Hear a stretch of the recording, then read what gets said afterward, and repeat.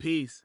Had to stop in early to let y'all know that if you're in the New York area on Saturday, August 30th, you should pull up to Real Talk number 9 with me and very special guest, Navy Blue. Yes, Sage Alcessor, aka Navy fucking Blue, at Loudmouth in Brooklyn. Sage and I recorded what remains one of the most popular Real Notes episodes ever across DSPs, YouTube, whatever. Like, I still get comments on it from people finding it all these months and years later. So it felt right to bring him out for a movie night. We'll be watching his favorite film, the 1999 animated sci-fi movie The Iron Giant, and then after, y'all know the drill, an interview and a Q&A revolving around the film and his latest album, Memoirs in Armor.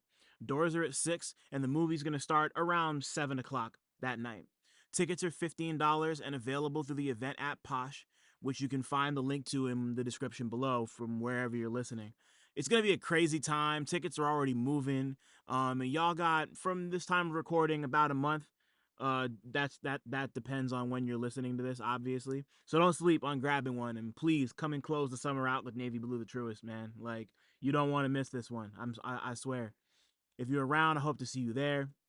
Now, just enjoy this week's episode of The Usual. Peace.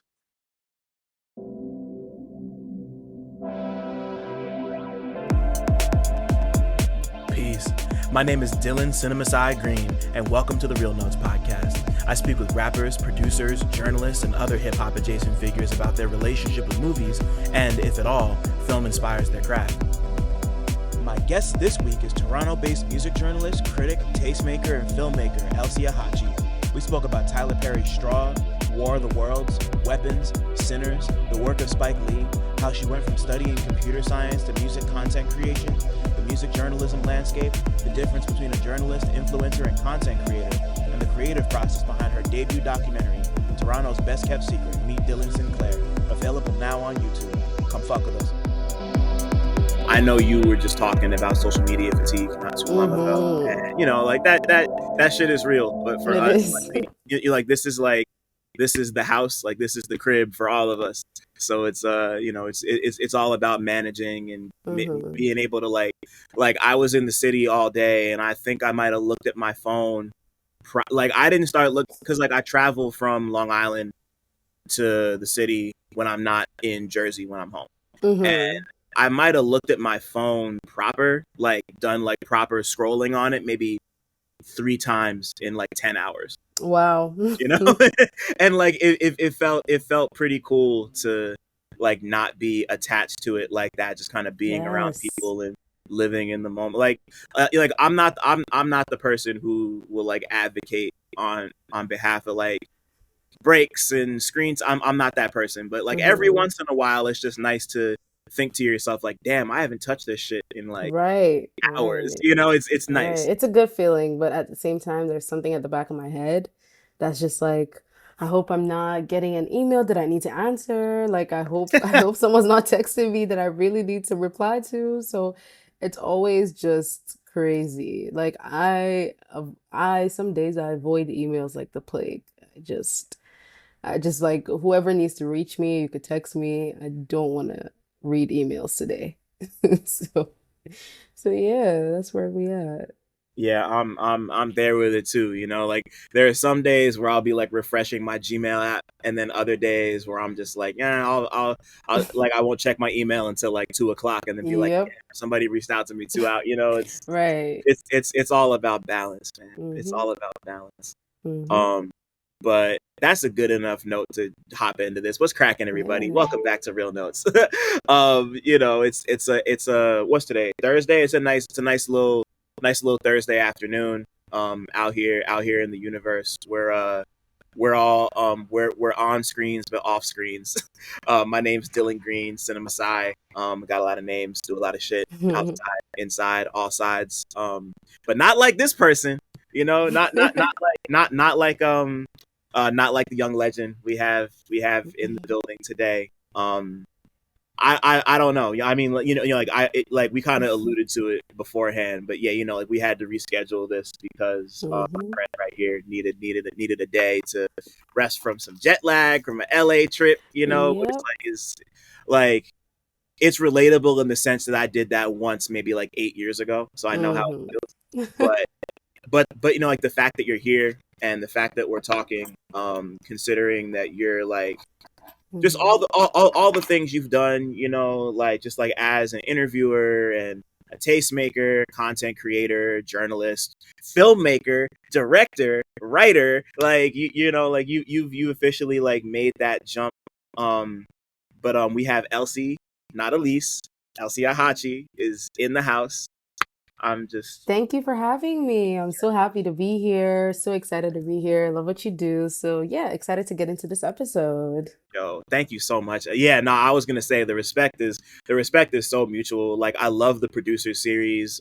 Really, really like just like as somebody who like when I started writing, one of the first things a lot of my mentors would tell me, or like colleagues and mentors, would be like, make sure to credit the producer. Like even if it's just like a produced by, because like people will like write and talk about songs and not even talk about the people who like Mm-hmm. music they're listening Mm-hmm. to type shit. So it's like that's always in the back of my head as somebody who really appreciates that sort of shit. So seeing you like actually go out and make a series dedicated to like not even just because like you'll have like a genius thing where they'll like break down a specific song, but you're here like doing like full interviews with producers. Yeah.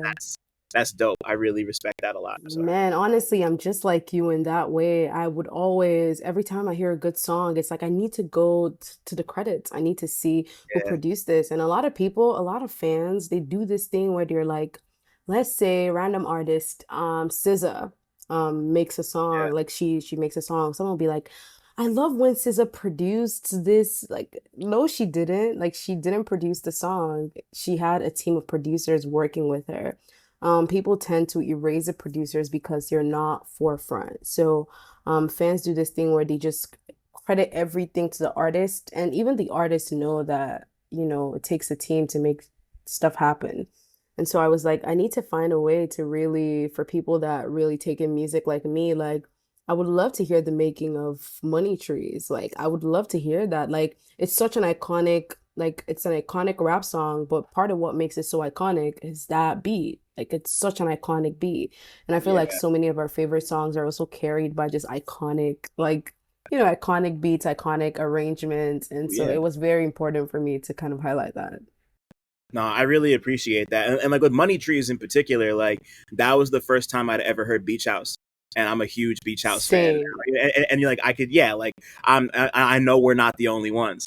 So like that, like those ideas don't just come out of thin air, Yep. So and like of course there's a whole other conversation to be had about like engineers and like it's a Absolutely. whole like like we know how the sausage is made, but a lot of people being like a lot of people don't. So people who Mm-hmm. like pundits and creators and journalists and people who are like intent on like really fleshing the shit out from soup to nuts. Mm-hmm.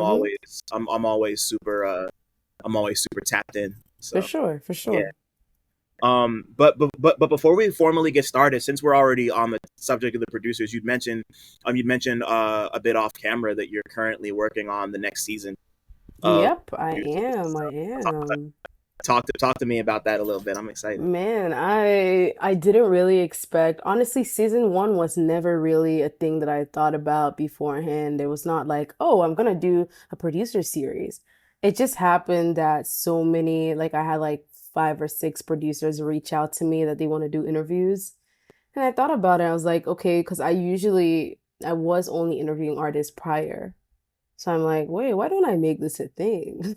Like, why not just interview all of them and actually make it its own thing? Because not a lot of people sit down with producers. Like, we could turn this into something, and then we did that, and it had such a positive reception. I did not expect so many people to want to be a part of this. So for season two, it's been way easier to pitch to artists, the producers, to be like, yo, because they already know what's up with season one, but I'm trying to level up, I'm trying to do something different. Season one was just sit down interviews, but I think we could take it to a very cool level with season two. So you will see some of your favorite producers. I'm very excited. I can't say names just yet, but Cool. some very iconic names on there across genres. So not just hip hop, we have some R&B names in there. We got some Afro beats. Like we just got people from all over, and I'm just really excited for people to see it.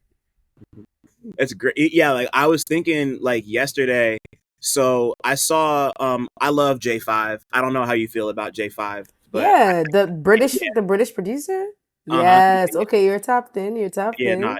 Yeah, no, he's incredible. Yeah, like I'm a big J Hus fan. So like, and like he's the reason I found out who J5 was. He just recently did a he did a rhythm roulette on Mass Appeal. Yeah, I saw So that. I've just been thinking to myself like, damn, like I remember like earlier on in my career, I had wanted to interview J5 about like his creative process and like seeing him do that and make a beat and have it turn out as beautiful as it did. I was just like, I really want somebody to like sit down with him and talk about all of this. Mm. Like I feel like you'd be that one Oh, well, to let do me it. see if I could get in contact with J5's team, see who I could talk to, because one thing about this industry I've realized is that it's pretty small.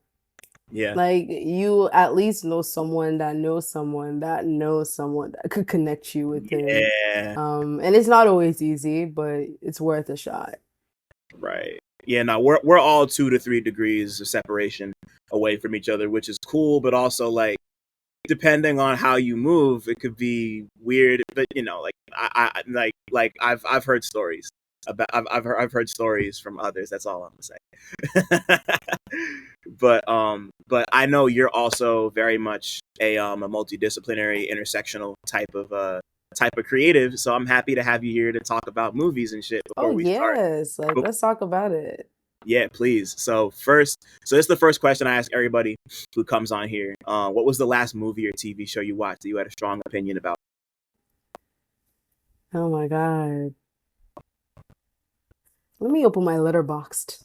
Yeah, Let me see this because strong opinion. yeah, not good or bad. Okay, It this doesn't have might to be be okay, positive. good or bad. Okay, this might be embarrassing, but literally a couple days ago, I was with a friend and they made me watch this Tyler Perry movie that's on Netflix, Straw. Which one? Like the most recent one with Taraji, it's called Oh yeah, Straw or something like right, that. right, right. It was just way too much. Like I was just watching this and I'm like, okay, how much can one person take? Like it was just the movie just started like within the first like 10 minutes and too much was going on already. It's just like it just felt like trauma porn in a way. It's like, okay, this is Yeah, a little too much and then watch it all the way to the end and there was like a major like plot twist and there were so many plot holes and I just didn't feel too good about watching it. I'm like, I don't really I don't really like this. Like I just feel like this wasn't vetted. Like it's one thing for a producer to write a script, but like I feel like get other people's opinions. I feel like a lot of the plot holes would have been filled if he kind of just, got some other people in on it. So yes, I had very strong opinions about that. I really wasn't a huge fan, but that was the last movie that I saw. oh, that's hilarious. So I haven't seen it yet. I'm not gonna lie, I can't remember the last time I sat down to watch a Tyler Perry anything. Me I want to, too. yeah, it's been because like I'm not gonna say there aren't any of his movies I don't enjoy. I really like Daddy's Little Girls. Mm-hmm. I like he directed the adaptation of For Color Girls, which I really enjoy. Mm-hmm. But or enjoy is not the right word because that's not really a movie you like enjoy. It's just Yeah, something you you just watch and appreciate it or experience, something. Yeah. and like it's just really intense. It's just a very intense, sad. For Colored Girls is not a good time to watch. You're not gonna walk out feeling very good about the Yeah. world. But yeah, I just like I have a lot of issues with Tyler Perry, and from what I've heard from you and from other people who watched it, like it sounds like all that stuff is still there, and maybe even a little bit Yes. worse. You It know? was like I think if Taraji wasn't as good as an actor as she was, I Uh huh. don't think I would have been able to sit through. Even if the plot holes, I'm just like, okay, I'm gonna sit through this because like she's a great actor, but it's like, what's going on here, Mm-hmm. So And, and yeah. and and yeah, you mentioned that about Tyler Perry kind of being a very selfish is the wrong word, but like a very like insular, like he kind of he writes all his own Yep. shit, you know, Yep. and like that's that like because like there's plenty of people I love who also write and direct their own stuff, but after a while it really does get to a point where it's like, okay, maybe you like and like the thing about it, like what you also alluded to, just him being so defensive and hostile toward people being like, maybe you should have other Yep. people in your writer's Exactly. room, and he's just like, it's just like you can tell, and like anything that's written, directed, and produced by one person is always going to be like interesting, even if it's not good. There's always going to be like quirks and shit to dig through. But he's just Yeah. like I mean, like growing up in a black family, you're gonna wind up watching Tyler Perry at some point in your life. And after a while, I just had to, I had to, like the family, turn it on at like a function or something. I got to be like, I'm tapping out. I can't do this anymore. Yeah. I can't do this Yeah, anymore. just I'm a big believer that honestly as a creative person, it's very important that you trust your work, you love your work, but it's also a second opinion can make or break what it is. It's not even telling someone, "Oh, you need to write this for me," but a second opinion. Even when I making like content or videos or something, anytime that I find myself a little stuck, I'm just like, okay, maybe it might help me to just get a second opinion here. Or anytime I have decision fatigue, like I'm just like, "Oh, not sure. Just, you know, kind of delegate that. Who are the people you usually reach out to like get Hmm. second opinions on I from? think for me, one of the prerequisites is that the person has to really know what I'm talking about and really have the same appreciation for what I'm doing. So I have a couple friends that I constantly like just reach out to be like, oh, I just did this interview. Do you mind watching it? Just to see what it is, what we could do in the post-production process. I just do have a couple friends that are really music oriented like me and have as much passion for what I do, if not even more sometimes. So Yeah, it's really great to have those type of people just to get a second opinion, kind of just, let me know what makes sense really. word. Yeah, it really does take a village. I have my kind of tight knit circle of people that I'll like reach out to for second opinions. Like outside of like the editors I work with, who I also Mm-hmm. love and do great work on my stuff. Like even when it comes to this, because like I mostly do real notes by myself outside of Mm-hmm. like like my partner who helps me make my flyers and my Mm-hmm. homies and friends who made the music and artwork. Like like I do all of that. But every once in a while, I'll send somebody a promo clip and be like, "How does this look?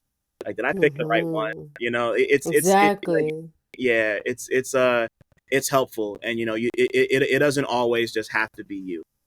Yep. It doesn't always have to be you. It doesn't always. I agree. Um, but speaking of movies that somebody probably should have gotten a second, third, maybe even fourth and fifth opinion about, I watched Ice Cube's War of the Worlds. I want to say like about a week Mm. ago, and it's like I wasn't sure I wasn't sure what I was in store for. That shit was terrible. It was like genuinely awful in like you know how people can overhype shit that's bad sometimes. Mm.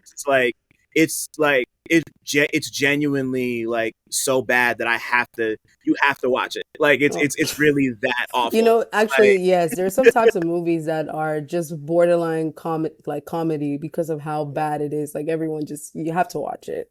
it's insane. Like it's just like I watched it and all I could think was like somebody wrote this, got paid to write it, like a whole team was summoned to like make the movie, like editors edited it. There was like post-production sound design put into it, and like several people had to watch it throughout the process and be like, "Yep, I'm fine with this. Yep, this Hmm. looks good. Yep, that edit's fine. Yep, this like people really had to go through and approve this movie like 18 million times before it showed up on people's doorsteps. And like, oh, Yeah. I I think when feel you get like, a product like that, it might be because you might be surrounded by yes men, and that is a very dangerous place to be.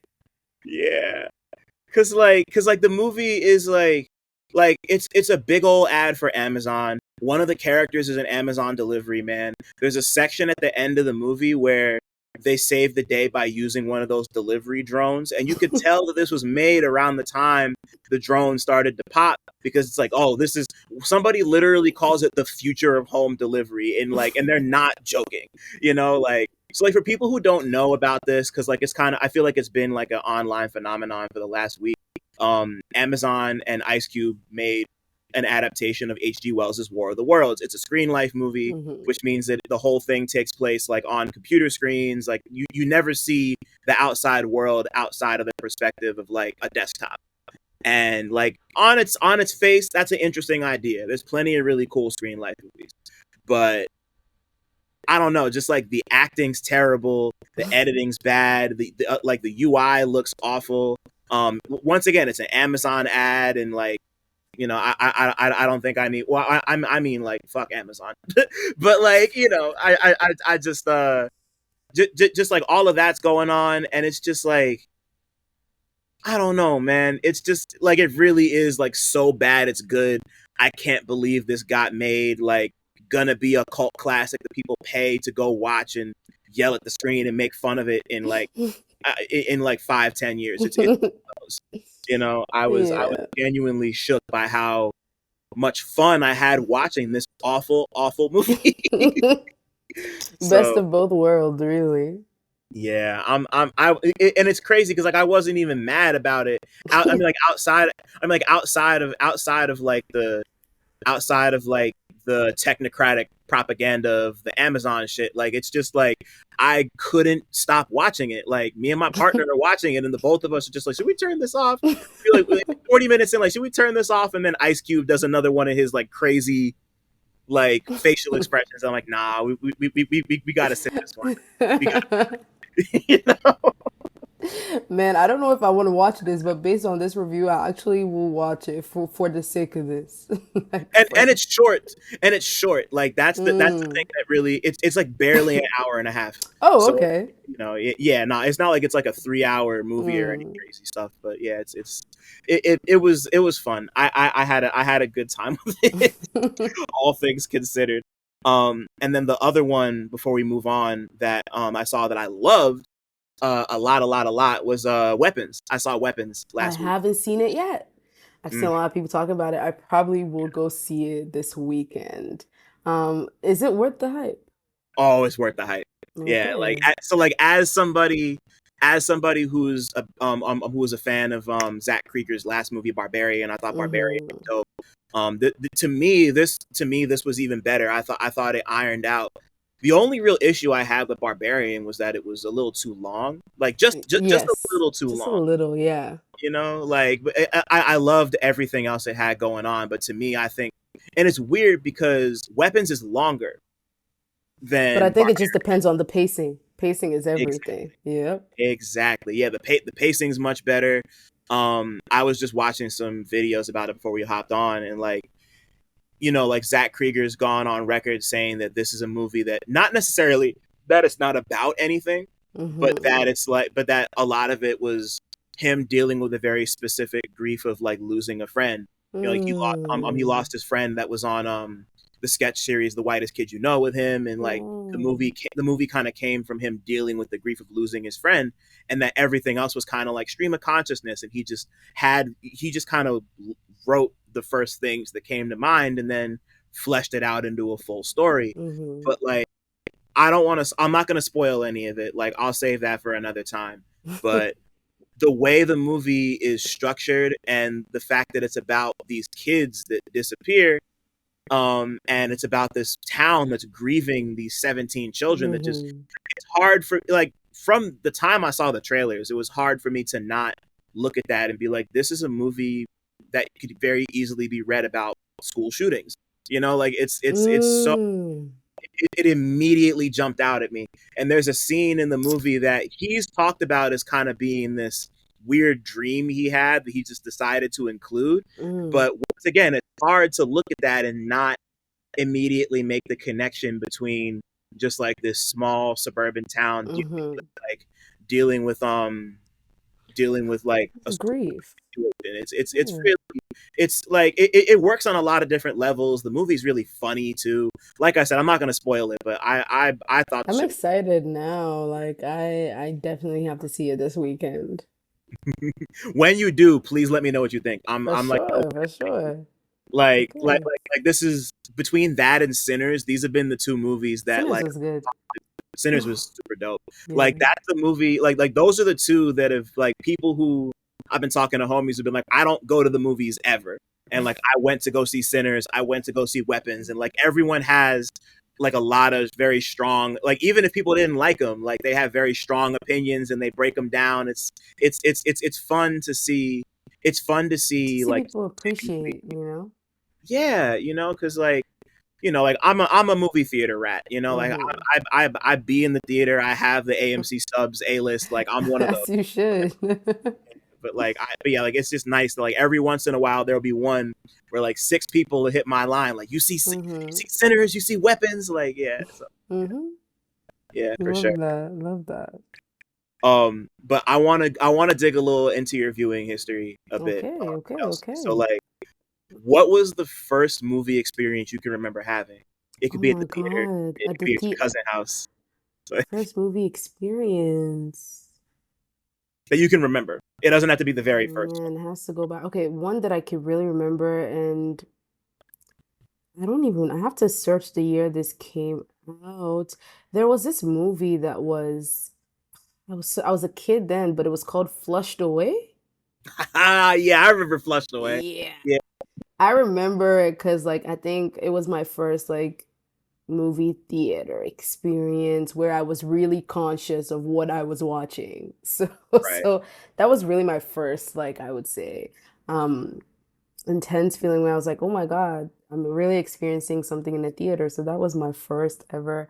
But I used to be I was a Disney kid. So of course, before that, all the Disney classics from Snow White, Cinderella, um, Aladdin, really, really like Mulan. Oh, that was one of my favorites. So I really used to watch a lot of that as a kid. And I fell away from movies for a little. It's until I was a teenager, I picked back up and I actually started watching a lot of other movies myself. Word. I definitely want to dig into that. But what was it like? How old were you when you saw Flushed Away for the first I time? think it was about 7 or 8. Mm-hmm. I really, it has to be 7 or 8. I don't even remember that film. Maybe came out 2004 or 5. It looks like it came out in '06. Oh six, yeah. I was like 13, maybe 14 when it came out. Yeah. Yeah, Probably oh six, 14. oh six. I just Maybe saw oh 14. six. Yeah. Wow. What a time. Yeah, truly. And it's weird because like I remember when it came out. Like of course like Pixar has kind of been running the animation table at this point for years. Mm-hmm. And it was a DreamWorks movie. So like people, I mean, people Yeah. went to go see those, but it wasn't like generally most people kind of considered DreamWorks to be like second banana to Pixar.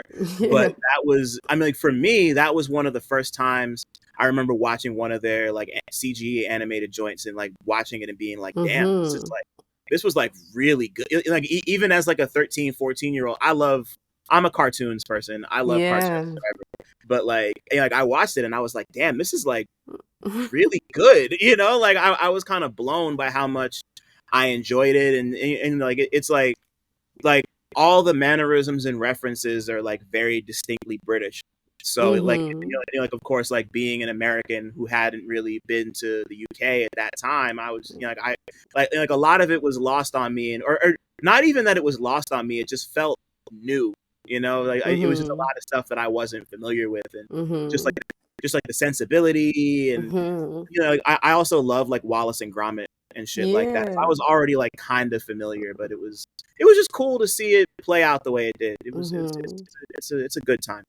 Being a teenager, I also just had a friend be like, "Oh, you need to get into like, go back and watch the classics." So I went back and I started watching stuff like Do the Right Thing. I went back to watch Juice and went back to start really, going back in time movie-wise, and that's when I really started to appreciate what I was watching. Then it became It became more of an art form to me. Before it Word. was just entertainment. I just sit down, watch a movie. But just going back and just being able to look at different directors and their styles and just like starting to learn, oh my God, this is Spike Lee. Oh my God, this is Scorsese. Like starting to really learn these different producers than directors, then I really started to appreciate movies as an art form. That's great because that was literally my next question. I always ask Yeah. like as you got old, like yeah, like yeah, I always ask like as you get older, like I always like to think of it as a capital M movie, like a specific one Yeah. that you remember that did everything you just said. Like, can you think of any specific Man, movie? it was Do the Right Thing. I was so Yeah, fascinated. I watched that movie like I think I've seen it more than 50 times because I was just so fascinated with just how it really just took me back in time to an era where I didn't really exist in that era. So it really took me back in time and just with the use of music and the use of colors and the use of framing, and it was just so beautiful. I was like, oh my God, what is this that I'm watching? And just the dialogue and everything was so interesting to me. I really am a history nerd, so just going back in time and seeing, oh my God, this was, I think it was set in 89, uh-huh. 1989. So Yep. it was really great to kind of just see that just come alive in that way. And then started to go back and watch other stuff from Spike Lee, and then started to go back and just, I love the 90s. I feel like a lot of beautiful movies just came out from that time. And so, yeah, it was a beautiful discovery. Yeah, I had almost the exact same relationship with it. I was born 3 years after the movie came out, Mm-hmm. it was a little bit before my time. But like I think like one of the things I really came to appreciate about it when I watched it the first couple times is that it was super duper contemporary to that time. It wasn't like a period piece. It was like Yep. it was very much like this was made to reflect the time. And yeah, like once again, like you, I can't count how many times I've seen Do the Right Thing. I could damn near quote it front to back. Like I just cop Same.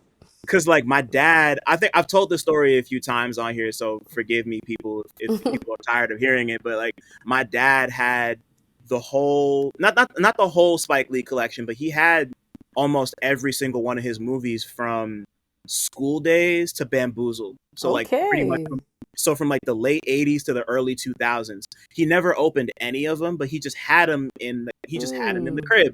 And one day in high school, I was like, I want to watch all of these. So I Oh opened my every single one. So I God. watched Do the Right Thing, Jungle Fever, School Malcolm Days, X, Mo Better Malcolm X, Blues. exactly, Crooklyn, like just pretty much everything from that time that wasn't. I think the only one he didn't have was Clockers, which I watched on my Hmm. own later. But he had every other movie pretty much from School Days until Bamboozled. Oh my And God.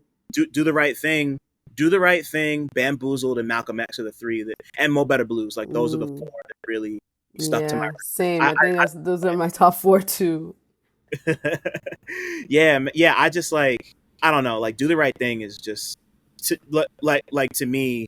It's like it feels so basic to say now because it's so widely beloved, but it really is one of the greatest movies ever made. Like I don't know, like Agreed. it really like it just it hits me in the heart. Like like growing up in the tri-state, like I know the area of Bed-Stuy they're talking about. I'm there all the time now. It's obviously different than it was in 88, 89, but like I just like knowing New York as well as I do, it's like you can really feel it breathe on the screen in a way that Mm. like a lot of people just don't get about the city. So it's like Hmm. yeah, I don't know. Like it's and I'm also a sucker for movies that take place over the course of like a very specific Right. It time was period, just like one day, I think. one So it's day. so Yeah. yeah.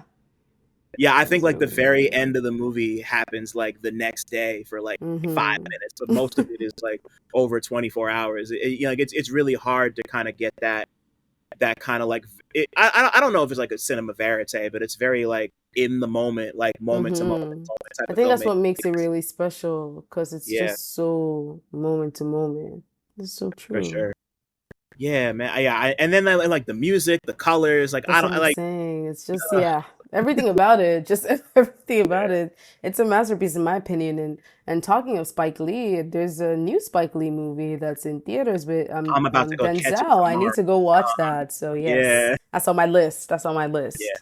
And see, I'm mad. I mean, like a lot of people have been talking about it, but it's not getting the marketing It's push that not, which it's not. I'm like, this is Denzel. Like, what is going Yeah. on? You know? Right. But Like, yeah, like Gladiator 2 just happened earlier this year and made a shitload of money because Denzel. It's I don't know. right. Like, I mean, like Apple TV Plus has a history of not Not promoting their stuff. promoting. Like, it's so like, but I can't help but it can't help but feel like once again it's Spike Lee and Denzel, like one of the greatest movie duos ever. Like Right. Exactly. they got multiple They classics got a under their track belt. Like record, right? So it right, should be a yeah, no-brainer that it's like pushed, but I don't know. I don't know right. what Apple's doing. Like I'm a bit yeah like I'm going back into the city tomorrow and I'm already making sure that I can go catch it because I'm going to I'm going to a different thing later that night, but I'm like when can I like I'm looking for Mm-hmm. like a screening of Highest to Lowest happening at 1 p.m. I was just doing that like an hour ago. It's so funny. Mm-hmm. But yeah, I can't wait. Like I haven't seen it yet, but by this time, by the time y'all hear this, I'll have already seen it. Okay. And yeah, yeah. Most Once again, likely me too. yeah, no, like once you do, like we Yeah. gotta talk. Yep, for sure. But let's do the same thing with music for you. So like Mm. when did music become capital M music for you? Not even in Mm. terms of you wanting to report on it or like like document it, but like just being fascinated by music as its own Yeah. Music was a much different experience for me because my dad used to DJ. So it work. was constantly hearing music all the time, but the type of music he played obviously was different. He really liked a lot of 80s funk and all of that, disco. So I would hear a lot of Earth, Wind and Fire and Kool and the Gang and all of that. Diana Ross and Motown stuff too. So that was kind of what he used to play. And I enjoyed that. Like as a kid, I enjoyed him just, playing a lot of music. So I loved music. I used to steal his iPod, like the little iPod. With the Oh click wheel. man, you Yeah, remember with yeah, the yeah. click wheel? So I used to steal it all the time to just to listen to what was happening. So I always loved, and also my parents put me in to classic go learn the piano when I was 7, and so it was just a My fault. Sorry to interrupt, but I just wanted to shout out the Real Notes Patreon one time. For as little as $5 a month, you get exclusive goodies like video of every interview, 2-day early access to every interview, an invite to the Real Notes Discord server, exclusive access to the Real Talk Movie Night archive, and early pre-sale links for all live events. If you want to give a little more, you get other exclusives like retro 60-second movie reviews and monthly 90-minute workshops with me, where we can discuss whatever creative questions or projects you might have going on. Head over to patreon.com/realnotes. That's REELNOTES to join right now. I repeat, all videos will only be available on the Patreon. Thanks for listening. Shout out to my patrons. Now let's get back to talking. music was just really something that I loved. It came naturally to me. I used to sing all the time. Um, And I remember coming back home from school when I was in, I would say maybe grade 5 or 6. I would make sure to like get home early because the radio would have this segment where they'd play like, like the top songs on the Billboard back then, like top 40.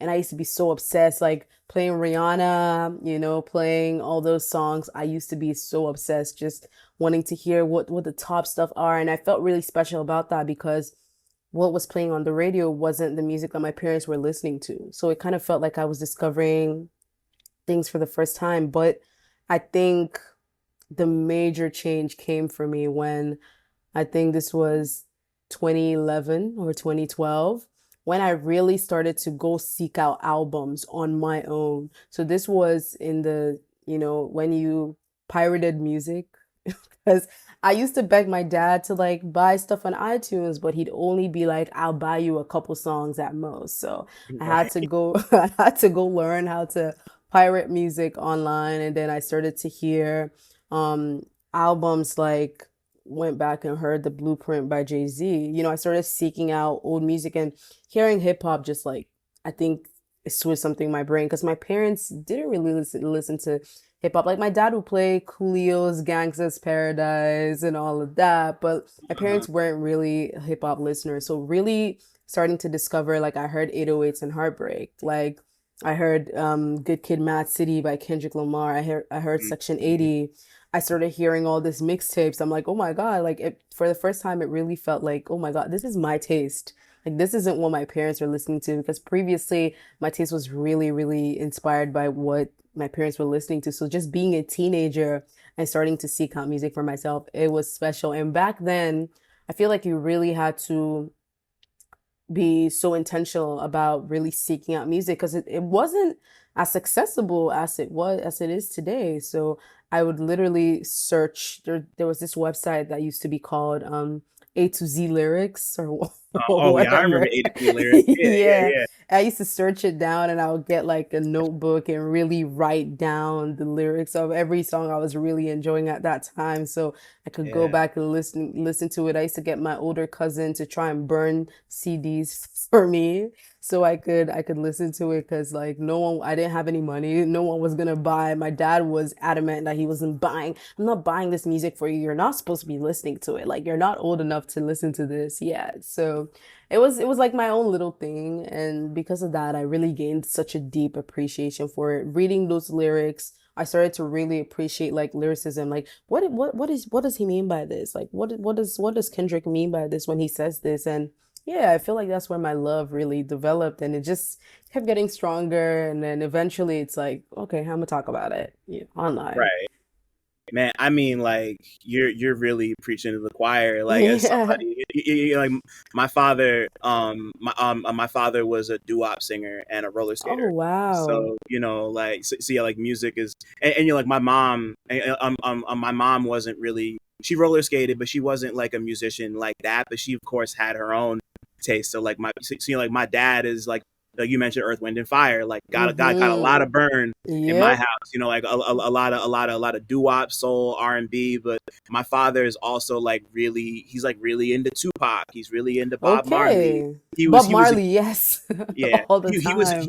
he was a huge Destiny's Child fan. Like so, like I've been Ooh. like I was so like we were listening to like their greatest hits and like Bills, Bills, Bills, and Mm. it's so funny. Like I'll talk to people who like didn't start, like I've had conversations with people who were like, I didn't start listening to Beyonce until Lemonade, and I'm like, that's crazy Oh, to me because that's I've been listening. that's too late. I've been like even like once again like we would just like be outside in the summertime and just like Bills, Bills, Bills be playing. Like he was Wow. like a big like Eric Benet dude. Like he was Okay. it was like a really, like from him in particular, it was a really healthy mix of old and new stuff. And like Wow. that was like that was something that really left an impression on me. And then my mom was more like a my mom loved classic rock and hair metal and like Ooh. easy listening stuff like Sting and Arrow. She's a huge Aerosmith fan. Um, Wow.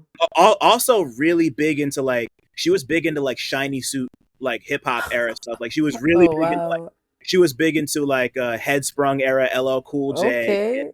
like she used to play a lot of like Mace's Breeze, Stretch, Shake, and like it Ooh. was Wow. like Okay. her That's a taste very eclectic mix.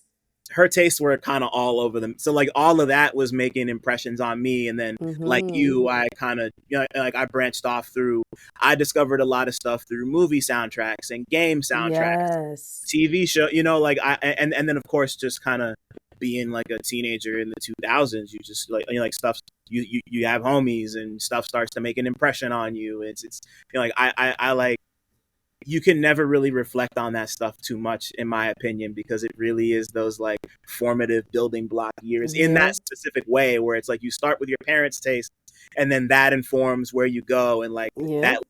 that goes down to me discovering all like the rap and rock and heavy metal and trip hop Yeah. and whatever the fuck else. I'm just, Wow. it's just, I don't know, like Yeah. I'm feeling everything you're saying is Yeah, all. my mom was really into the ballad. So Celine Dion, Whitney Houston, and all of that. And gospel, a lot of Kirk Franklin. Oh my God, all Yeah, the time. Fred Hammond, Kirk yeah. Franklin. So I really grew up like just hearing, that type of thing. So yeah, I never knew this would be a career for me. But I did know very early on that I had like a much deeper appreciation compared to the people I was around. Like when I'd want to sit down and really talk about like albums, they'd be like, "Well, nah, just play what's hot," you know? So from very early on, I was able to be like, okay, maybe I do care a little bit more about this than just the average person, you know? Right. What was, and I mean, like, not that you're like a whole world away and nothing, or nothing, like you're like up in Toronto, like you're not that you're Yeah. you know, like you're not, like we're not that divided, but like, but you know, like what was it like, just like being up in Toronto like around that time? What were you know, like what was the stuff you were kind of hearing outside, like for somebody who's not from there? One thing about Toronto is that it's very multicultural, Yeah. extremely diverse. So you're hearing everything. Toronto has a very huge Caribbean population, so you are hearing you're hearing reggae, you're hearing soca, you're hearing a lot of, you know, what they have there. And then there's also a very huge African population, so you're not escaping Afrobeats. You're Right. hearing a lot of Afrobeats, but because of the proximity to the States, hip hop culture is huge as Mm-hmm. well there. So everything you're hearing, especially things that coming out of the East Coast, like hip hop wise, you're really hearing that because that funnel, that Toronto, New York City funnel is so close to each other that you're really getting a lot of that.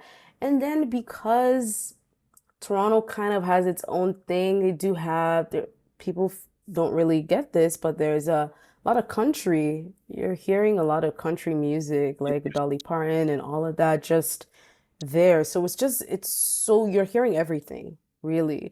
Because the city didn't really have its own like sound. So I think Toronto's music sound is just and also R&B as well, just because R&B's proximity to hip hop at that time, Of course. Yeah. just you're hearing all of that. So because of that, I feel like Toronto's sound is really just a blend. It's a blend of everything because you're just getting everything in this city. Like depending on what part of the city you're in, you're just hearing something different. Depending on the neighborhoods you're in, you're hearing something entirely different. Even pop, like a kind of city pop sound, because there's also a very huge like Asian population right there. So you're getting that kind of like city pop, jazzy music that you're hearing all around. So there really wasn't like a sound. You're just getting everything all in this weird like gumbo of music. So I think it was really up to you as an individual to kind of gravitate towards what you really resonate with the most and kind of find your taste from there. Word. Yeah, I mean, once again, like growing up in the tri-state, I relate to that a Yep. hundred. You know, like New York and Jersey, which like you Yep. know, kind of like Toronto, people don't really appreciate how culturally diverse a place, like especially northern Jersey, like where I grew up. Like you know, like it's just like it's every kind of music you could possibly imagine. Yep. It really just is about like what draws you there with the magnets and such. Right. But like considering all of that, when did you know that documenting and talking about music in this kind of deeper way was going to become more than just a hobby for you and something that you were going to actively pursue as a career? It wasn't really my idea. That was a very funny thing. So I studied computer science. Uh-huh. Um, I don't know why I did that. I just felt like it was like, you know, my parents were like, you got to go to college and everything. Yeah, So I'm like, you I'm just pick gonna a do it. major. Like, just pick a major. I wasn't passionate about anything, but everyone would say computers are the future. So I'm like, okay, might as well just might as well do this. Word. So I did that, and I got a job out of college, and I was working. So it was like, okay, this is my life right now. You know, I'm working. I'm earning a living enough to support myself. So there wasn't really like, oh my God, I didn't have anything to do. But what would always happen is that I had this friend where every single time I would scroll on, this was when TikTok kind of began. So I'm saying I would always tweet. So I've always been tweeting about music since like 2012. So I had a little community on like Twitter where I didn't have a lot of followers. I think I had like 800 to 1000 followers. But we had Yeah. this little community where we just like talk about music all the time. So I kind of found like a niche space of the internet where it's like, oh, we could talk about music and albums. But every single time I would scroll on TikTok or I would watch YouTube video essays back then on music, I would just be like, firstly, there are a couple things that stood out to me. Regarding YouTube, the people that were making like video essays on like my favorite albums, like I'd be like, oh, I want to know something about the College Dropout, and then I would search it out on YouTube. And the only people I would see was one demographic. Like, so it would piss me off so Mm, bad. I'm like, what's yeah. going on here? It's only a white guy that's talking about this. Like, there's no one else Yeah. that's talking about, like, why is this the case?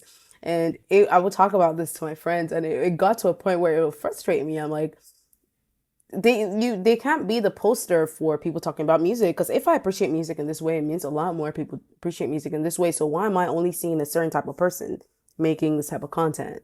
Um, so that would bother me. And then I would, when TikTok started, that's like 2020, 2021, when I would scroll on my For You page, I would see some people talk about music, and it would be the music content I was seeing on there back then was so shallow. Like, they Hmm. wouldn't talk about anything that was cool. Like, they probably just sit in front of their camera and just lip sync a song, or they'd be like, if you like this artist, then listen to this artist. So there's no nuance. Like, I'm just like, why isn't anyone really just talking about, like, talk about how an album made you feel. Talk about what you liked. You know, did you like the Yeah. rapping? Did you like the production? No one was doing that at that point. So I was like, maybe I could, I was thinking about it, but I would complain so much. My friend was like, okay, you could actually just be the change that you want to see. Like, you don't, Yeah. like, you're complaining and you're talking about all this. So, it was funny because I knew I wanted to create content to some degree. I had a podcast in the pandemic that I started out of just being bored, but it wasn't music. It was just I'll talk about anything. So it could be movies, it could be a topic that's trending on socials. It wasn't really focused, and I think because of that, it fizzled out because I just didn't really have anything to talk about. It was just so random. But then I knew, I think back then, I ran the podcast for like a year. I knew that I wanted to do something, but my friend was like, you've done this podcast, you have experience speaking, and also because you studied computer science, you know a lot about editing, you're really savvy. Just Hmm. start putting out content. And I was like, I put it off for like a year, but I think in 2022, after when I knew that I had a bit more free time on my hands. I was no longer in school. I was just working, and I had a little bit more control over my time. I just woke up on one random day.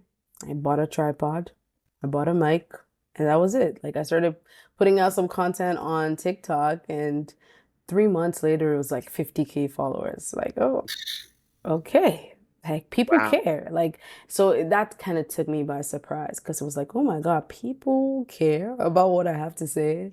And then it just got from there. But I think you reach a certain point where you're just like on TikTok, where it just stopped feeling fulfilling to me because you're just and TikTok is very, you're just at the mercy of the algorithm. And I was like, I Uh-huh. need to do something a little more. Like, I would get so upset when I really sit down, I'd work on a video for a few days, I edit it, I make it perfect, I put it out, the algorithm doesn't push the video. So it will get me so frustrated. I'm just like, I have to do something outside of that. And one thing I noticed about TikTok is also terrible at building community. So at this point, I had 200,000 followers on TikTok, but barely anyone would see my videos. And when I would post about anything that wasn't quite that clickbaity, pushing content at that point, it started to fizzle out. My audience wasn't seeing anything. I'm just like, what even is the point? Like, why would I have 200K followers and I'm not even reaching anyone? No one seems to care about anything. Like, I didn't even have community. That's the thing. I had no community on that app. It was just viral videos, likes sometimes, and everything. So I was like, I need to, I need to get on Twitter. I need to get on YouTube. I need to actually just start doing stuff that's outside of Yeah. that to just find community. I started doing that, and then it just graduated to I started building relationships with a lot of A&Rs because they send me music to talk about on my TikTok. So I Yeah. started reaching out to all these A&Rs, being like, "Can I interview? Can I interview? Can I get an interview?" Oh, I got so many no's. It was insane because everyone would ask, "Who have you interviewed?" I'm like, I can't interview anyone if none of you give me the chance. So, Right. like, Yeah.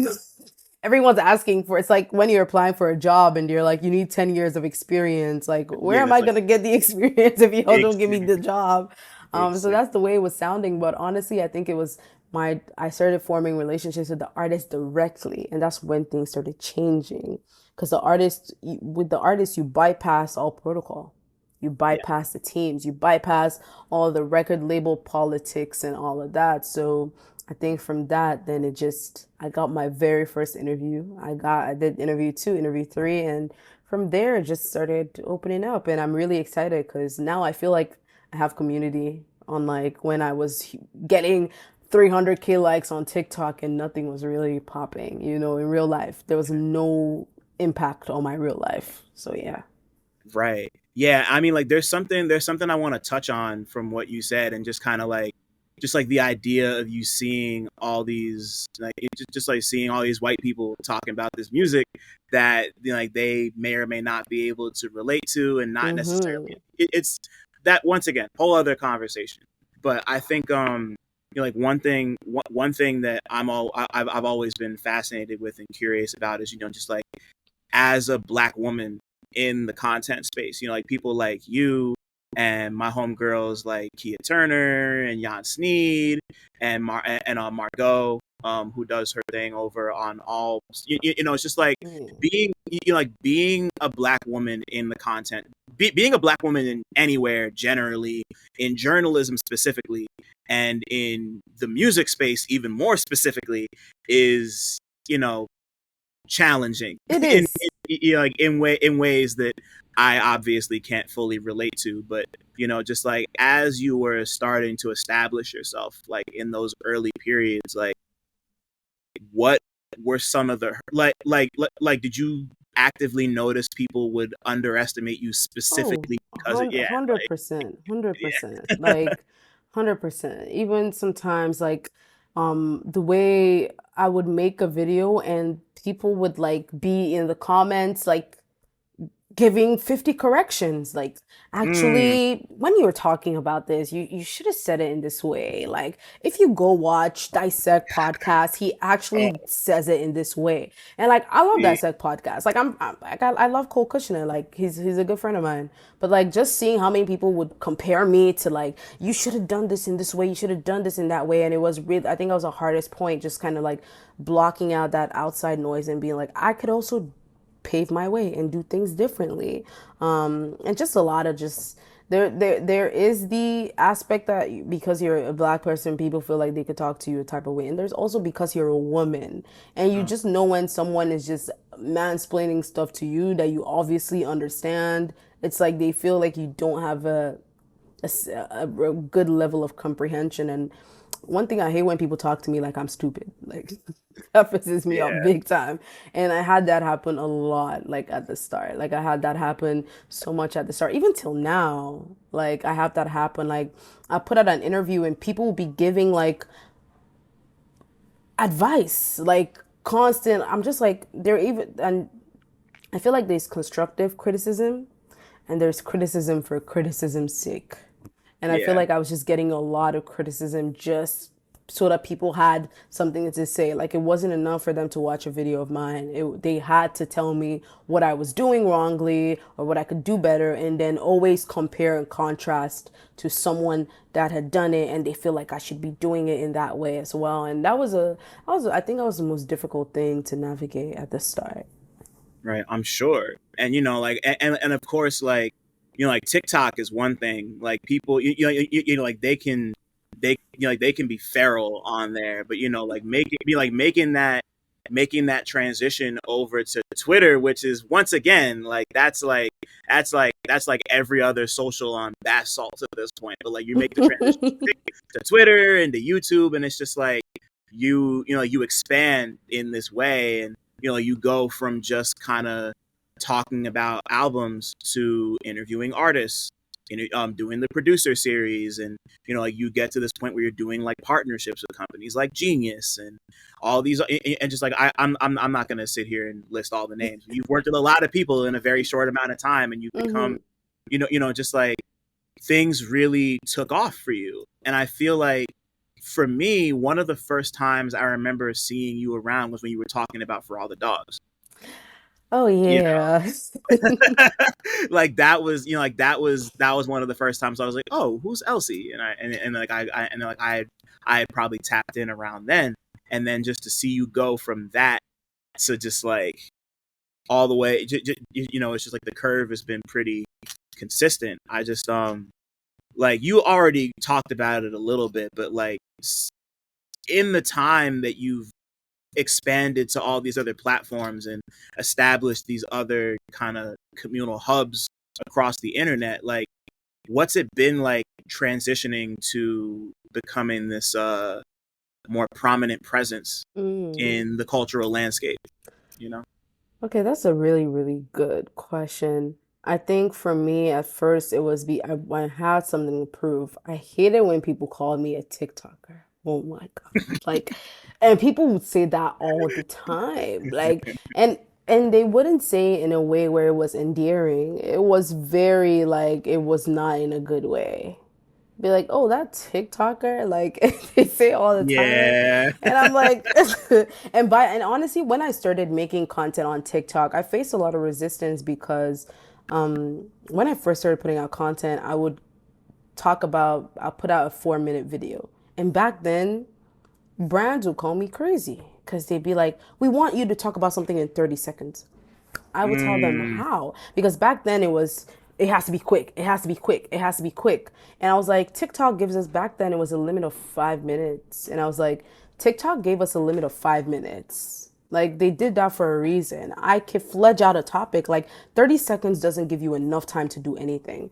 So it was just people calling me a TikToker and I had something to prove. Like I'm like, I need to show that I'm this or that. But I think even in the industry, even till now, it has been really hard navigating because there's still, believe it or not, there's still a lot of people that do not take me seriously mm, because there's several sides to it. So there are the people that say, "Oh my God," like people that start with the TikTok thing. You start talking on TikTok, like whether or not I have 50 videos on YouTube, they still are adamant calling me a TikToker. And then there are other people that just like use the word content creator and use it in that way where it's like putting what you're doing down. A lot of people have told me, they say you're not a, because a lot of people have looked at my work and said what you're doing is journalism. I didn't really see it in that way. But when I really started to see what people were saying that I did, I'm like, oh my God, maybe it does fall into the journalism aspect. But I have people that would look at me and say, no, it cannot be. You can never be a journalist in that way because you did not study, you did not go to school for this. the Right? So it's like you did yeah, not go to yeah. school for this. The most you are is a content creator. Like there's no way you can have that nuance that a journalist can have and all of that. And I've seen people say that in such spiteful ways towards my Yeah. content, just be like, and there's also the people that are like, how come she is getting all these opportunities? Like, where is this coming from? Like, you're not qualified for this. You didn't work your way up in the traditional metric. Because I do feel like in many ways, social media is a loophole. Like, you could just come in and just find your way to any industry depending on how you play your cards and position yourself. And a lot of people are like, you didn't go through the standard route to get to where you need to be. Like you go work for a record label or you go write for a company or you go do something. So because of that, I faced a lot of like people that are like, oh, you don't really have the skill set to really be doing what you're doing. And because of that, like honestly, it is, if anything, it's motivating for me to just keep getting better, keep going harder, keep improving in my craft because I've faced that every single day. And what I want is for people to really take me seriously. Like I might not have the skill set, but I'm a very fast learner, and Yeah. I love what I do. I love music, and I feel like that love is enough for me and I'm passionate about what I do. I'm passionate about putting out quality work, and because of that, I will get better in what I'm doing. And I found myself in these spaces. Like, I didn't ask to work for Genius. They reached out to me. I didn't Right. ask to interview Schoolboy Q. He DM'd me, you know. I didn't Right. ask to work for Spotify. They emailed me, you know, Come and on. I had this opportunities come on, and I'm like, you know what? I was reading this book by Quincy Jones, and it says there's a phrase he said that stuck with me. He says, "Always be prepared for a good opportunity." So I have that at the back of my mind. I'm like, whatever falls into my lap, whatever comes to my doorstep, I'm prepared to take full like advantage of that opportunity and use it to propel myself. And that is my ideology, really. That's my philosophy, and it's been hard, but you know, the bigger you get, the more you have to block out external noise. Right. So once again, there's something else I want to touch on.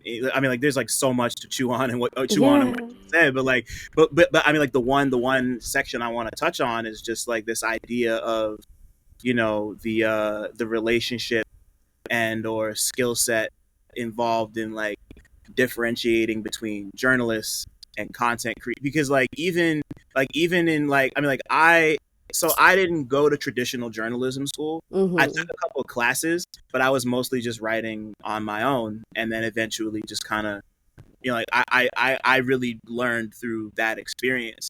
Like, I didn't really have that traditional upbringing, and like, you'll hear it with writers as well. Like, there are certain writers who feel like you can only be considered a journalist if you go to school and you learn Mhm. it in this very specific way.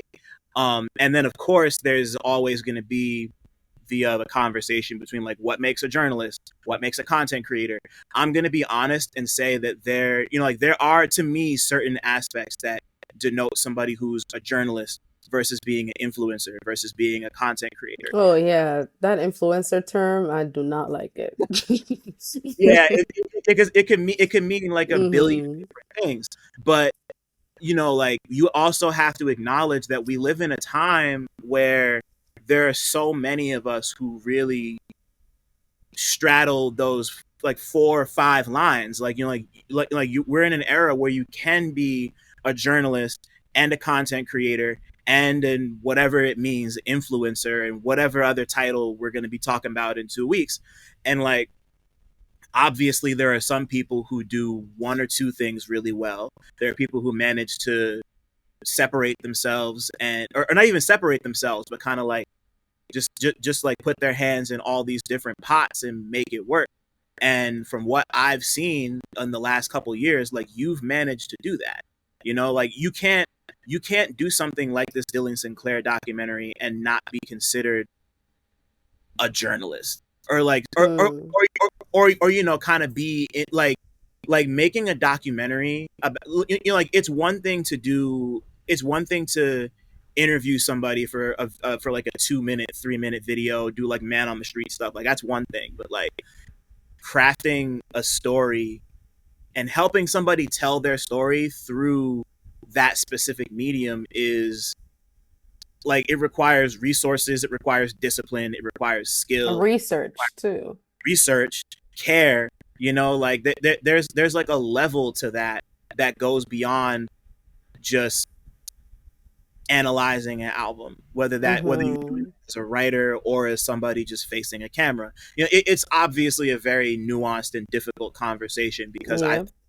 I think there's benefits and drawbacks to being every kind of, like, especially because like, I didn't go to school for podcasting. I started Is this there podcast. school for podcasting? Honestly, there is like, Whoa. there are colleges that like have those curriculums Oh now, but like, wow. I started Real Notes just like on a whim during the pandemic. I've been looking for a way to combine film and rap specifically. Like those have been my niches ever since I started as a proper journalist. So I've Mhm. been looking for ways to bring those two things together, and I just, like, I had a handful that I really liked and fucked with, and I was like, I took inspiration from them and kind of cobbled it together into, like, Mhm. this was a crash course. Like, I didn't have formal training in like all of this stuff, and I just did it. And I've been doing this for almost 5 years now, and Hmm. we're here talking. So And it's the like, more you do it, with the more iterations, the more you're learning, the more you're right, applying. Like it's just a constant feedback loop when you mm, keep doing something, you know? right. But yeah, I really wanted to touch on, I wanted to touch on the journalist content. I wanted to touch on that because that's an important topic to me and a lot of Hmm. people, and it's like worth, like it's worth acknowledging that there's people who do a bunch of things well. There's people who also only do one or two things well, and you don't gotta, like not everybody's equipped to be like. There's so many examples of people who I think are doing amazing work. Like Hmm. I'm always gonna big up people like you and like Annabelle and Quincy and everybody over at That Good Shit. Like, and Margot is great, and like my man Mono at Nobels and Pitchfork is great. Hmm. Like like these people who straddle all these different forms of creation, but like it's just like it's just always something I'm thinking about. There's no easy. Yeah. Everyone, It's you're gonna never easy. from 10 different people. It's, but like, but I say all that to say, and I say all that to say that like you've made this transition to filmmaking. Like it's like a 22-minute documentary, but Hmm. it's a 22-minute documentary versus like doing a documentary is different from even like the Overcast interview or the Schoolboy Exactly. producers Right. you did. Like there's like it's just a different art. So Hmm. like I know you're somebody who's always been fascinated by documentaries and film and Oh, all that. yes. Like, why was now the time to jump over to making Hmm. a documentary about somebody like Dylan? I think for me, I've always, when people always ask me, like, so what you're doing right now, what's the end goal? And for me, I've always looked at social media and what I'm doing right now as a stepping stone. Word. That's why I don't like that word influencer because I'm like, okay, like I feel like that's one of those things that's gonna be here today, gone tomorrow, you know? But I always said I've seen myself working at the intersection of film and of music and helping artists tell their stories in a very big way down the line. Like I feel like there's so much work that can be done documenting just a lot of I was watching this documentary last year, The Greatest Night in Pop. Mm-hmm. Yep. And I loved it. I was like, oh my God, like I've always wanted to know the story behind that song and how it all came together and how you had all those iconic artists all in the studio at once. Like how that was, and watching that I'm like, yes, those are the type of stories that I want to tell down the line. Like that's actually something that I really want to do. It's been a big dream of mine. I love film, I love music, and I love the way they come together. So it's always been something that I had as a vision for the future. It's like I'm using what I'm doing now, and I want to eventually get there. So I talked to a few people about it at the time. Nothing serious. But then my manager at the time, she came to me and she was like, she's very good friends with Dylan's manager, and I'm already a fan of Dylan Sinclair. I'd already done a few like videos just talking, putting people onto his music, and she was like, I've been talking with Dylan's manager. You're from Toronto. Dylan is from Toronto. And his management team is actually open to you doing a bigger piece. What do you have in mind? And at that point, I'm like, oh, this could be different. Like, I've already done interviews, and if his team is really, because one thing that makes it hard to get anything done is access. Yeah. Big. And so when I heard that his team is open to doing a bigger piece, like I was like, oh my God, like I have to go big. Like I can't just do an interview with him because this is a team that's giving me access and he's right where I am currently. He's in Toronto. And so this could be something that could be more ideal. And I thought about it. I'm like, okay, Dylan Sinclair, I'm very familiar with Dylan Sinclair, but not a lot of people are familiar with Dylan Sinclair in the way they're familiar with an artist like SZA. Like this Word. is an Yeah. artist that's coming up, and maybe a great place to start will be telling his story. And Yeah. so I was connected with his manager and I was like, can we do something? Can we like do a documentary? And he was like, sure. um let's get his family out, let me get. And I was like, oh my God, this is actually happening. Like it definitely wasn't something that was like planned, and I'm like, I want to do it. But like I said, that philosophy of mine, always be prepared for a good opportunity and always be ready to maximize everything. So once I saw that I was giving that level of access, like, you're not gonna get access to an artist allowing you to talk to their family. Like, that never happens. So the Right. fact that an artist was like, I'm gonna grant you access to talk to my mom, my dad, my grandparents, my sisters, like, it's like, there's no way we could just take that for granted and just do a regular piece. And so I jumped into it. I had no clue on what to do. I watched a lot of documentaries. I was like, okay, I'm gonna get a team of videographers, kind of communicate my vision roughly, see what we could get done here. And it just really happened. And I was confused at many points. The first iteration of the interview, I watched it, I sent it to his manager. His manager was like, Elsie, this is great, like visual wise, but there's no narrative. Like, there's really not like there's no narrative of piecing this together. Like, and I went back to the drawing board, like, and this challenged me in many ways. Like, just going back to the drawing board and being like, okay, I need to find a narrative to piece this together. I need to do all this because I just went in, just did what I could. And so it was a lot of trial and error. But I think for me, you're never ready. I think a lot of times we as creative people, we're always waiting for the right time to get something done, but it's never about the right time. It's about whenever the opportunity comes, be ready to move. And that's my philosophy. And so once it came and I saw there's a possibility to do something, I was like, okay. I mean, it's time. Let's get it done. So that was pretty much that was pretty much it for me. Yeah. Yeah. No. I was gonna ask specifically if there were any challenges you had Oh, a while lot. putting this together. Yeah. Funding was Yeah. crazy. I funded it myself. Oh wow. It was not easy because it was like, wow, I need to fund. I funded this myself, and it might sound crazy, but I just looked at it as, next time in the future, if I tell an artist that I want to do a documentary, I have a reference point.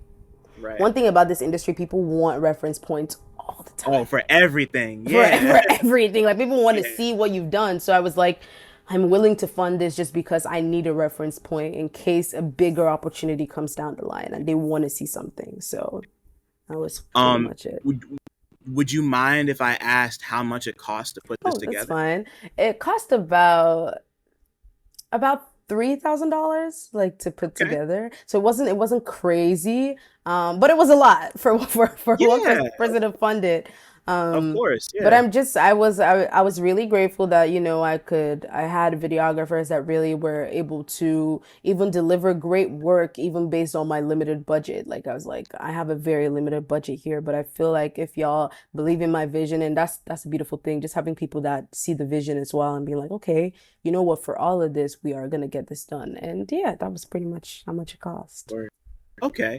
And I mean, like, it's really cool to hear you say all of this and just like talk about the challenges and the cost of it, and just like, you being very kind of like trial and error and like being willing to make mistakes and go back, because like I feel like that kind of dovetails with the story that you with like the narrative that you eventually settled on for this, Hmm. which is, you're chronicling him at this very tender time in his life where it's about the music, but it's very much about him getting started. It's about him, like you're at the studio with his friends, and you're out to dinner with his family, and like you're learning about him being a basketball prospect and eventually Yeah. with the music.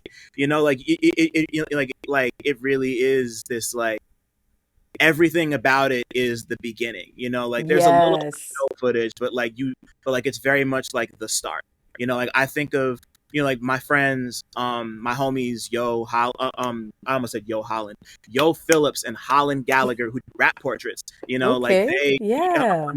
like they started, like, I mean, like Yo and I came up in the DJ booth era. Like, we were both writers together, and then like the two of them, and you're like Holland is a filmmaker. He's worked on stuff beforehand, but Yo and Holland kind of meet at this level, and they work together and make a lot of mistakes and figure their shit out, and eventually Rat Portraits leads to them making the Little Brother documentary that came out a couple Mm-hmm. years ago. I tell Yo and Holland all the time how proud I am of them for figuring it out to the point where they debuted that in New York, like at the fucking Lincoln Center.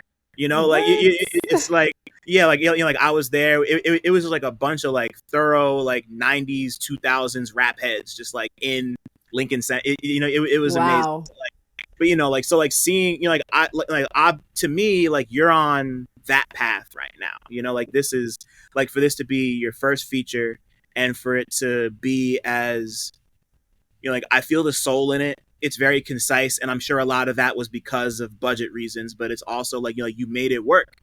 You made it work within those tight confines, and Yeah. you get the impression of this guy as a beginner, or Mm-hmm.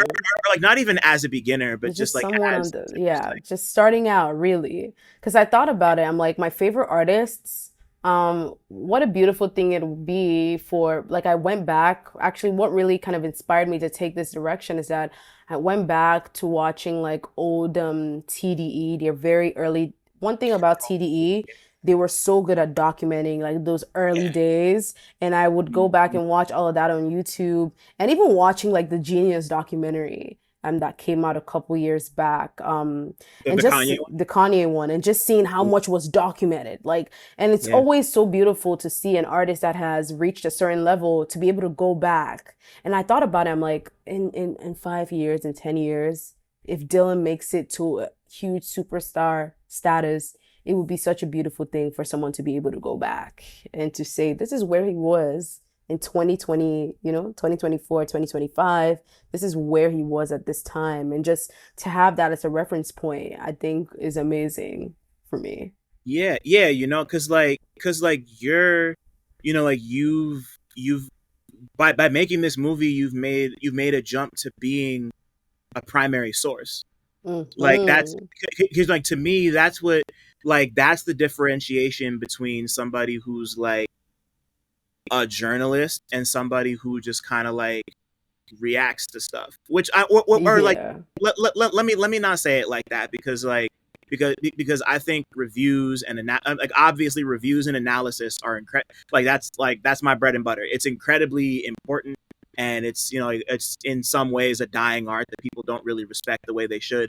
But I think and I mean like those things are primary sources in their own ways. Like I've seen stuff that I've written kind of get like referenced, or like people have told Mm. me like but like there's something different about having it be on the screen and being able to be seen and heard and like actively be like it's a difference between actively being a part of somebody's journey versus commenting on it objectively or subjectively, even though I don't really think objectivity is a real thing. We're all We're humans, like all subjective. Yeah. right. We're not all the same person, so there's always going to be. No. I hate the word bias. Like bias isn't the word. It's just like we're always going to be coming at it from our own perspective, regardless of Right. how we do it. But of course, like it's a difference between somebody like critically analyze critically analyzing something and you making a movie that's telling somebody's story. Mm-hmm. And like I think there's great value in both of those things. And like I think you kind of turning this into like a production is important, and it's a major mark for both of you. So like having it be done and out and in the world and spreading, like how do you feel now that it's just out in the world? I feel happy because we held on to this for months. Initially we wanted to do a premiere event, but we're like, maybe we don't want to do a premiere event. Like, there's just a lot of like logistics involved, but I'm very happy it's out. I think the first thing I feel is relief, just really hanging on to it. And sometimes you get to a point where there's just, you're kind of paralyzed, just because you're watching it over and over again, trying to make sure it's perfect. And so just having it into the world is like, it's out now. Like I could let go of tweaking and tweaking and tweaking and tweaking. Yeah, yeah, yeah. And so that's one thing I feel. And also just to know that it's out there and people can look at that, and it's a reference point for me, it's a portfolio piece for me, and it's a, like, for me it's also the same way it's kind of a start, chronicles a start for Dylan. It's the same way it kind of chronicles a start for me. I feel like down the line, like years down the line, a decade down the line, if I end up taking this to, where I see my career and everything going, people could always be like, wow, Elsie's come a long way. Look at what she did. Look at the first piece, the first offering. And so it makes me really excited to know that for whatever I've done with this documentary, the next thing I'm going to put out is going to be better. Like it could only get better. And so Yeah. that's what I feel. That's how I feel about it. Before we move on to this last section, before we formally wrap this up, what's the response to the movie? Because I mean, like, it's only been out for a Yeah. couple months, but like, what's the Yeah. Honestly, like it's been overwhelmingly like positive. I've had a lot of people personally reach out to me and be like, "Wow, like this has been great. Like we didn't really expect this from you." So there's been a lot of surprise, on people's end, and I'm just really grateful. The people that have seen it said it's resonated very positively with them. People say it touched them. People say it was just really, emotional, seeing his family talk about what he's doing. A lot of people said it's been motivating as well, especially some artists that have reached out to me. Some emerging artists, they just been like, wow, this was really emotional. This was really motivating, to kind of see you documenting his journey at this stage. Someone told me particularly that they loved the fact that for me, this was worth documenting. And because a lot of them at this point, at this stage in their career, they feel very overlooked. They feel like no one really cares at this point until they make it big. And so the fact that someone told me, like, I love the fact that this was worth documenting for you, like, that really changed my perspective. And I'm just Yeah. very happy. I'm very happy to see how people are taking it in. Yeah, no, that's great because like, cause, yeah, like once again, this is um it's just like a bridge removed from what you've been doing before, and like it's just kind of proving to yourself that you could do it and not, Yeah. like, even if you were scared and you didn't fully understand what was happening, like, Mm-hmm. or not that you didn't fully understand what was happening, but like you didn't fully have all the skills needed to do it at first, but like you figured it out, Mm-hmm. and it came out really cool, Mm-hmm. and it's just, like, once again, it's just like it's gonna be good to look back on for the two of y'all, and like, like in 10 years when you're accepting your Oscar for best documentary feature, like it'll be a cute, Wow. it'll be, it'll be a cute footnote, so it's, Yep. yeah, I That's mean, like, that's the plan. yeah, yeah, like, of course, like, obviously anybody listening, please go Yes, watch Toronto's Best Kept Secret, please. Dylan Sinclair. It's out and about, but I don't normally do this, but I feel like I couldn't have you on here and not talk about some albums. Okay, okay. So Let's do it. Let's yeah, do it. I want to. There's three that came to mind for me, and the Okay. first one is one that I've kind of been grappling with for the last week and a half. Amare's Black Star. Okay. Okay. So, like, All right. Let's please, talk please, about it. please, please talk to me about your initial thoughts, because it's only been out for a little while, but like, Yeah. thoughts, how do you feel? Like, For me, it's like I'm a little conflicted, if I'm being completely mm, honest. Not because the quality of music is bad. That's the first thing I want to just put out there. I don't think by any means this is a bad project at all.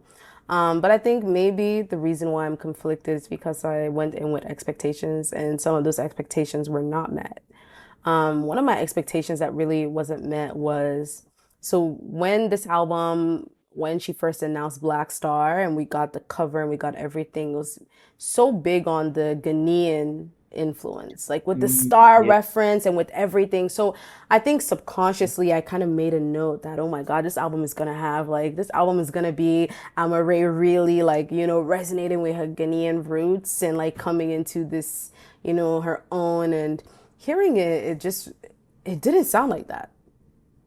I mean, mm, there's some songs on there where you could hear her, go into that with a bit of the production, but it's a very eclectic album. It draws from so many influences worldwide, and a part of me was like, oh, I thought this was gonna be a little bit more of a statement that was nodding towards her Ghanaian roots. So that kind of like, threw me off a little bit.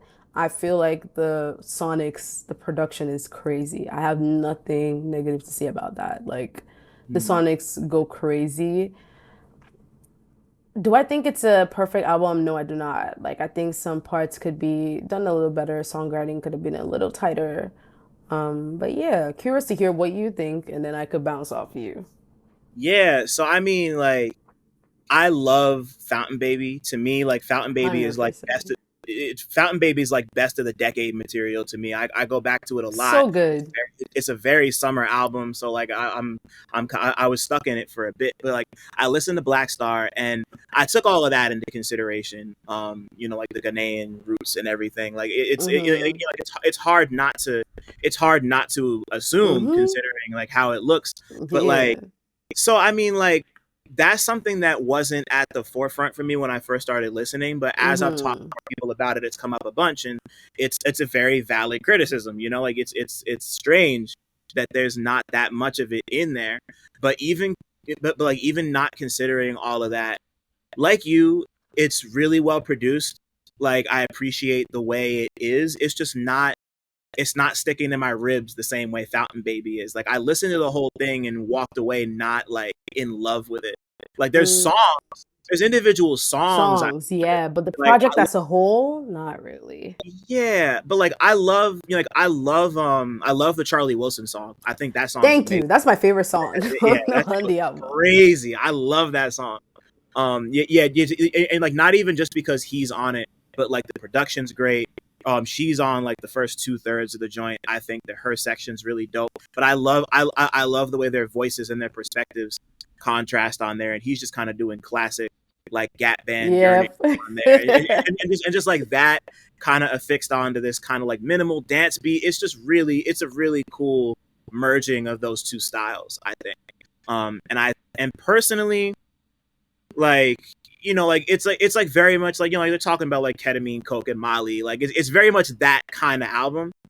But like outside of that environment, I can't really see myself listening to most of this Like you again. have to be Like in a outside, certain environment to really take in the album, which I can't be mad at that, but at the same time, it kind of limits the experience for me. yeah, yeah. It's like like once again, like she's Fountain Baby is incredible, and like people already really like it. I think she's earned the ability to make something that she's clearly very proud of and just kind of like sit with that and not necessarily have it be I mean like a lot of people love it more than we do it seems, but I just think I obviously don't want to be rude, but at the end of the day I'm like it's fine, it's cool, it's decent, it's there, but I'm not like invested in it the way I Sitting was in the us. last Yeah, Fountain Baby was like love at first listen for me. Like I listened to that and it was so hard to put it down.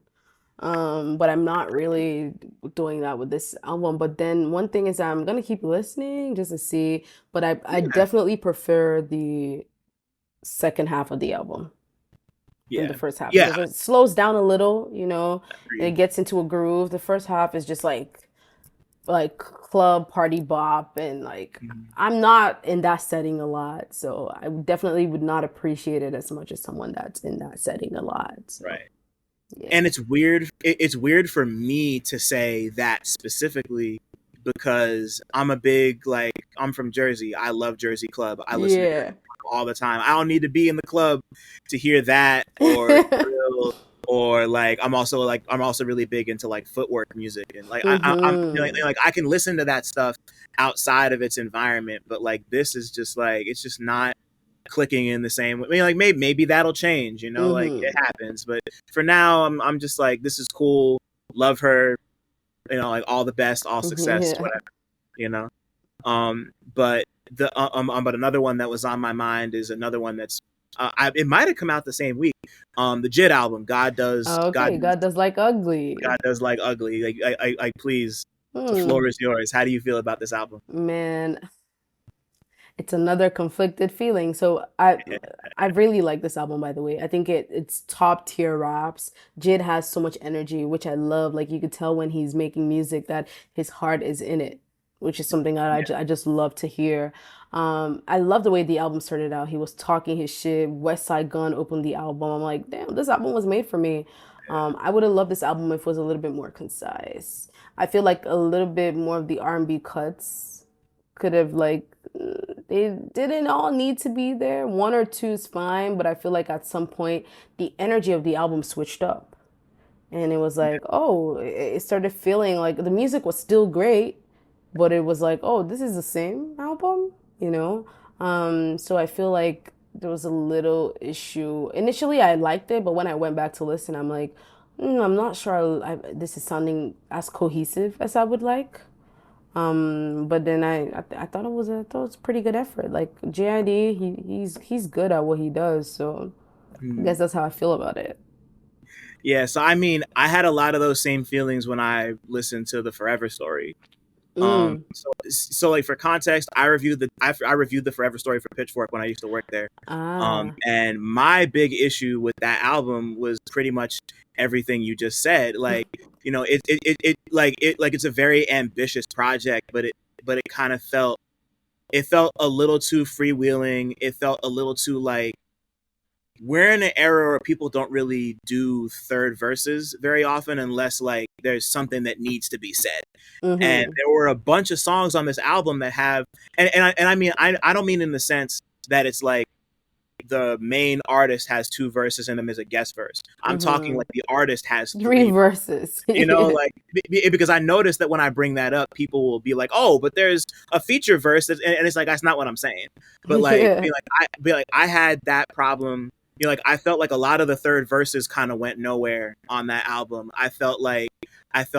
Like you said, a lot of the R&B leaning stuff, except for Cody Blue 31, which I think is Yeah, I love Cody Blue. Yeah. that album or that song is amazing. But like there were a lot of songs that I felt like they were just kind of overly long and like for an album that's as personal as that album is, like it feels like calling it indulgence.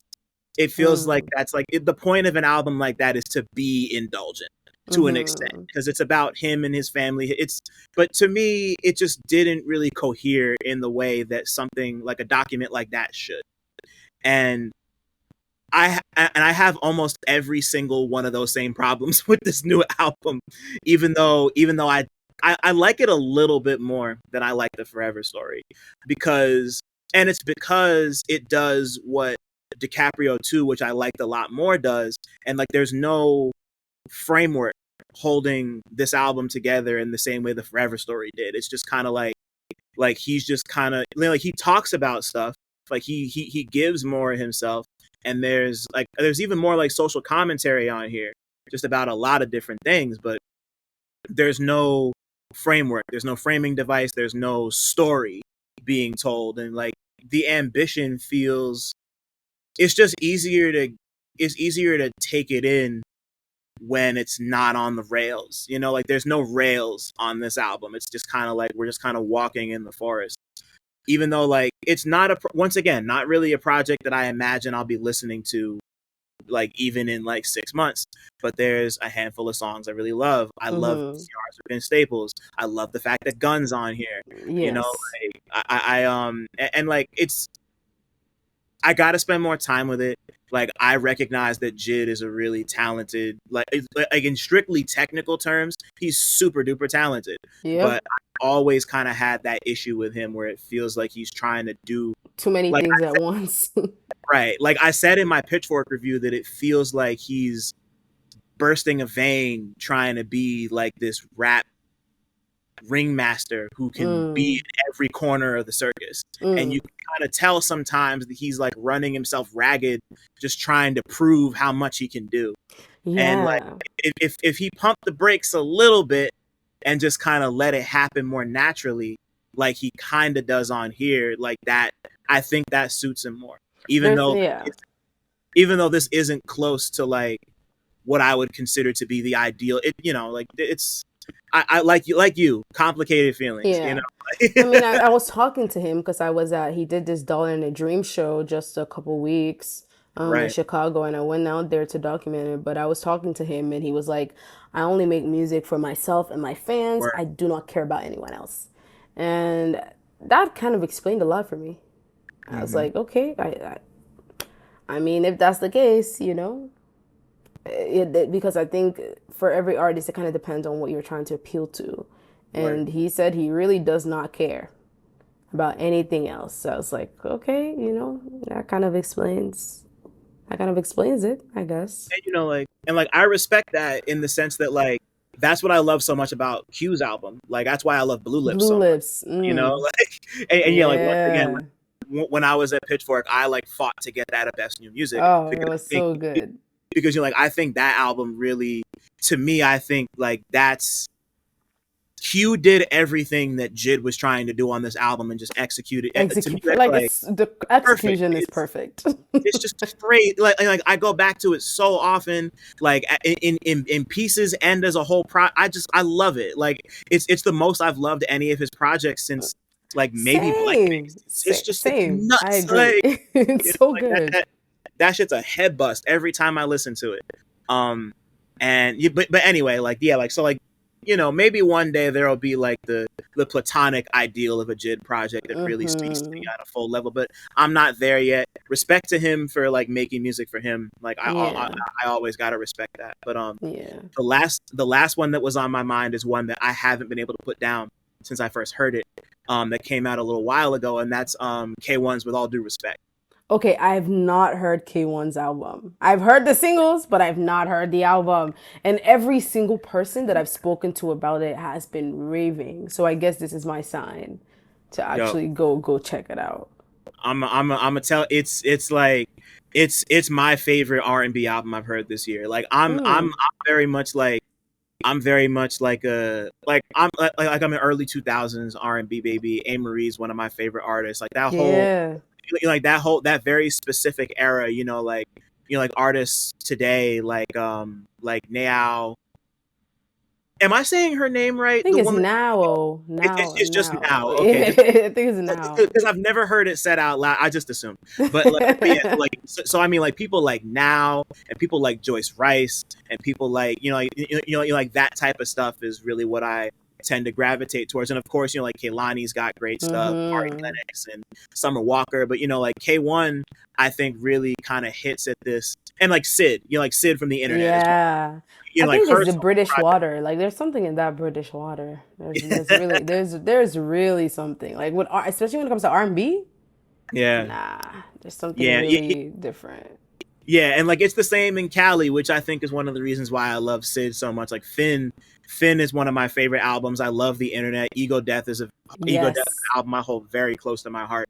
But like K1 represents this, like K1's kind of got like like K1 is making like sapphic love songs in this space in the way that Sid does, and like and is also like incorporating these like very modern sounds of somebody like a like a Kehlani or like a Mm-hmm. Summer Walker might go toward, but also has this kind of sort of like 2000s throwback thing that Joyce Rice, but like even forgetting all of that, like the sound is just so like it kind of has this like cold synthetic feel to it that I Hmm. just like my sister like my sister played it for me and I was like I've been asleep. This shit is nuts. It just like it clicked every receptor in my brain. Like Okay, yeah, this is I'm definitely like giving that a listen today. right, love songs, lust songs, storytelling, like and it's it's barely 10 tracks. It's like under any other circumstances people would be calling this an EP. But Mm. like it's very concise and it's just like 9 tracks of just like heaters, heaters, heaters, heaters. Like, like Wow, I okay. was blown by how much I liked it. And and once again, it's something that I like, like that's up like for now, I would say that's up there with like Billy Woods' album Gollywog, Silk Money's album that just came out, and like it's like up there with these albums that I'm gonna be because like Mm-hmm. whenever I judge my end of year whatever, it's always it's not I mean it's obviously based on quality, but it's also based on what did I go back to the most. Mm-hmm. K1 will be on my list specifically because this is gonna be playing in my car and in my headphones forever. So Okay. I I'm think yeah, I'm taking that recommendation. I've heard enough people talk about it. I have to go see for myself. So hell yeah. definitely gonna go listen. Man, I mean, like, I feel like this conversation could go on for like another 2 hours I'm at least. saying. But to formally wrap this up, Elsie, if your life was a movie, what would it be about? Uh-oh.